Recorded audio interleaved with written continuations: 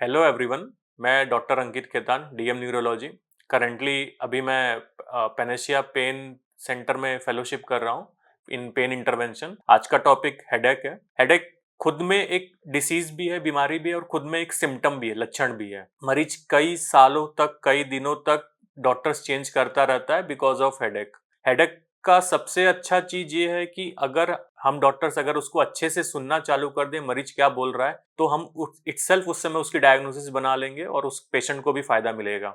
पर most of the time busy OPD में कैसा होता है कि पेशेंट आता है हमारे सामने और हम हेडेक उसका सिम्टम सुनते हैं और हम दवाइयां लिखना चालू कर देते हैं। पेशेंट स्टार्टिंग से, जब भी हम मरीज की हिस्ट्री लें, पेशेंट को बोलने के लिए प्रोत्साहित करें कि अपने वो हेडेक के बारे में, शुरुआत से जब से उसको हेडेक चालू हुआ तब से आज तक कितनी बार उसको हेडेक हुआ है, कैसा कैसा हेडेक हुआ है, जब भी वो हेडेक हुआ है तो स्टार्टिंग में कैसा हुआ है और कैसे कैसे प्रोग्रेस होके वो एंड तक पहुंचा है, कैसे उसको आराम मिला है। और अगर हेडेक नहीं होता है उस समय उसका लाइफस्टाइल कैसा रहता है, ये जानना ज्यादा जरूरी है। मोस्ट कॉमन हम लोग के पास जो ओपीडी में आते हैं हेडेक के पेशेंट, वो माइग्रेन के पेशेंट हो सकते हैं, टेंशन टाइप हेडेक हो सकते हैं, या क्लस्टर हेडेक के पेशेंट बोलते हैं, जो ट्राइजेमिनल ऑटोनोमिक सिफेल्जिया भी बोला जाता है। ये मोस्ट ऑफ द टाइम ये प्राइमरी हेडेक होते हैं। सेकेंडरी हेडेक में कई सारे कॉजेस होते हैं, वो अलग टॉपिक है। माइग्रेन का पेशेंट का दिक्कत क्या होता है कि स्टार्टिंग में उसको हेडेक कहीं से भी स्टार्ट हो सकता है, पर मोस्ट ऑफ द टाइम नेक से स्टार्ट होके वो एंटीरियरली हेड की तरफ आता है और एक साइड की तरफ रहता है। जैसे जैसे दिन बढ़ते जाते हैं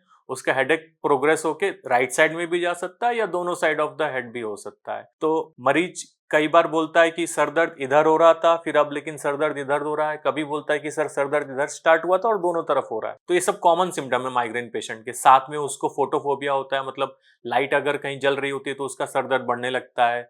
कहीं से कोई सेंट की स्मेल आ रही होती है, परफ्यूम की स्मेल, तो उसका सर दर्द बढ़ने लग जाता है। एलोडाइनिया भी बोलते हैं, जिससे अगर वो शैम्पू कर रहे हैं तो भी उस समय उनको सर दर्द होने लगता है, कोई उनको टच करे तो भी उनको सर दर्द उनकी बढ़ जाती है। तो ये सब दिक्कतें मरीज को होता है और ये सब दिक्कतें मरीज को डॉक्टर्स के पास लेके आता है। पेशेंट को अगर दिक्कत अगर ऐसी हो रही है, सर दर्द अगर हो रहा है, साथ में अगर उसको ऐसा लग रहा है कि कोई उसको कस के रुमाल बांध रखा है यहाँ पे सामने की तरफ, तो उसको टेंशन टाइप हेडेक बोलते हैं। कोई भी हेडेक प्राइमरी हेडेक जैसे माइग्रेन हेडेक है तो उसके साथ में एसोसिएटेड टेंशन टाइप हेडेक भी हो सकता है।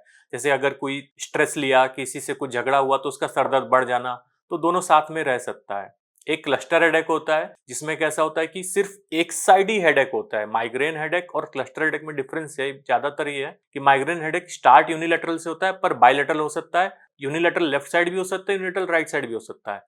पर क्लस्टर हेडेक कैसा है कि जिस साइड किसी पेशेंट को स्टार्ट हुआ लेफ्ट साइड, वो हमेशा लेफ्ट साइड ही रहता है। साथ में एसोसिएटेड उसके आंखें लाल हो जाना, आंख से पानी आना, आंख छोटी हो जाना, सर्दी लगना, बार बार नाक बहना, ये सब दिक्कत अगर है तो साथ में क्लस्टर हेडेक उसको बोलते हैं। जब भी मरीज को ऐसी दिक्कत है, अगर ऐसी होती है, अगर एक्यूट ट्रीटमेंट, अगर उस समय ज्यादा दर्द हो रहा है तो, और आपके आसपास अगर कोई डॉक्टर नहीं है, तो तुरंत कोई भी एक पेन किलर खा के आप रेस्ट कर लीजिए। और अगर आप किसी भी अस्पताल जा सकते हैं, किसी भी डॉक्टर की सलाह ले सकते हैं, तो तुरंत आपको उस समय एक सलाह ले लेनी चाहिए। अगर आपका सर दर्द महीने में 5-6 बार से ज्यादा अगर हो रहा है तो उसको क्रोनिक हेडेक बोला जाता है।